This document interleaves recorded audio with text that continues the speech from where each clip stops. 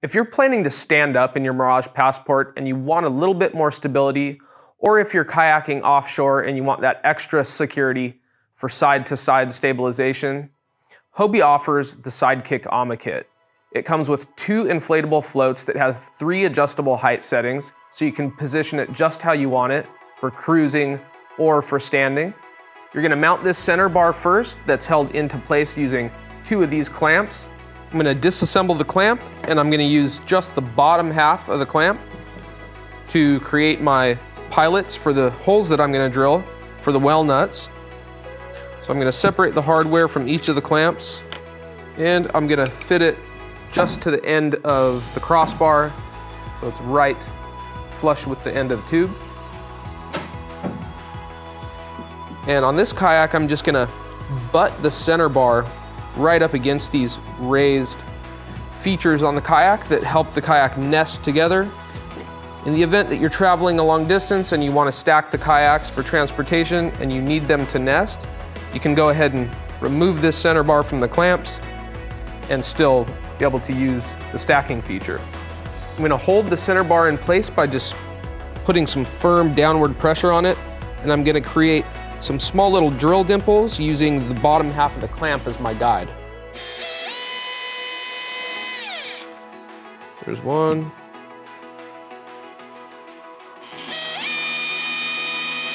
2. 3. You'll want to use a 3/8 inch drill bit to create the openings for the well nuts.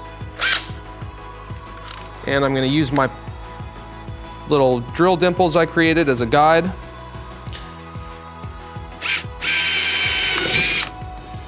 Go straight down into there. Second set right here.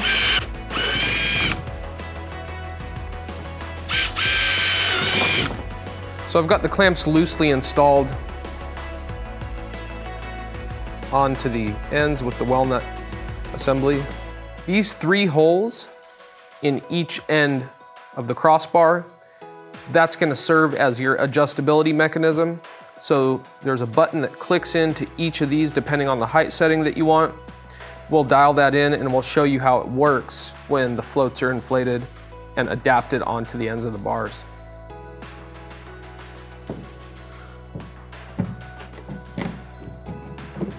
For now, we're going to loosely press those in. Once you've set the crossbar and the clamp assemblies into place, you'll want to turn this bar so that one of the holes is right on top, one is directly on the bottom, and one exits the side in the back.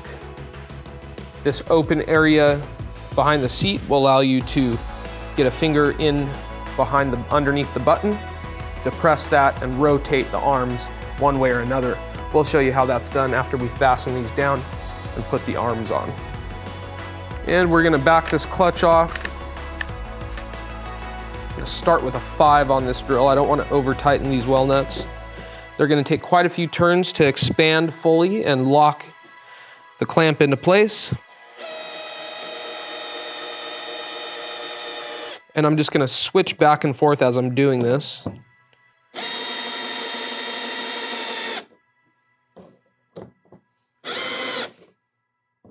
Just to make sure they're cinching down evenly around the aluminum here.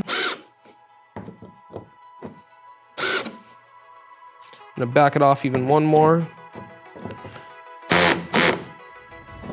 I'm going to do the same thing on this side. It's going to take about 25 turns for the well nut to fully expand.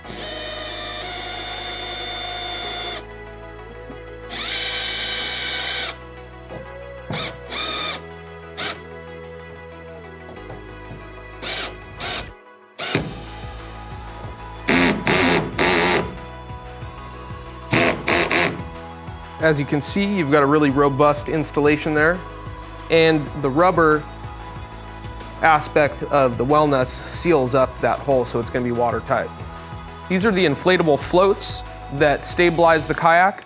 They're on the end of the AMA arms, and they're easiest to install when they're deflated. So I've kept them deflated, installed them to the center bar, and I'll show you how that's done.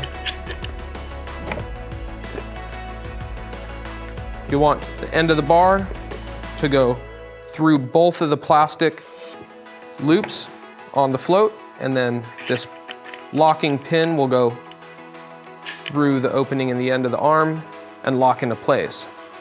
To inflate the amas,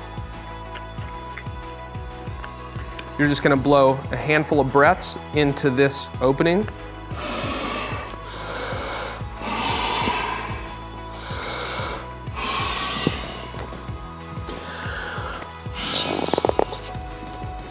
So that was 4 breaths there, and I'm fully inflated. You could use an inflatable pump for this step if you'd like. Yeah, so there's 2 parts to this cap. The top half is a one-way valve. It allows air to go in but not come out. If you want to release the air from the float, unscrew from the bottom half of the cap, and it opens the valve completely, releasing all the air. This is handy for folding the floats up into a compact package for on-the-water storage. If you feel like you don't need them right at the time but want to keep them on board for security, I recommend deflating them, closing the cap, and stashing them inside the hull. To adapt the SideKick AMA kit arms to the center bar, depress this black button so that you can feed the tube into the bar, and I'm just gonna click it into place in the lowest setting. And as you're on the water, this is gonna be the best setting for primary stability support. The floats are at its lowest position right now, and the floats can actually rotate to accommodate for the conditions. To switch it up into the middle setting, rotate the bar forward.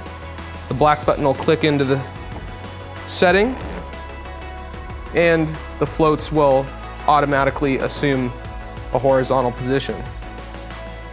Same thing, this is what I call the cruising setting. You'll click that in to the very top hole, and that's the highest setting. This is gonna be the best setting for cruising with minimal drag and only secondary stability support. The first time I installed this kit on a kayak, I was pleasantly surprised both by the ease of installation and how well they performed on the water. I was able to stand up, look around, and not even have to concentrate on my balance whatsoever. If you're looking for the ultimate stand-up package, you can consider adding an H-bar and pairing it with the SideKick AMA floats. For offshore stability, there's nothing better. Thanks for following along with this installation video. For much more on the Passport 12 and the rest of our product line, tune into our YouTube channel and subscribe, or check out Hobie.com.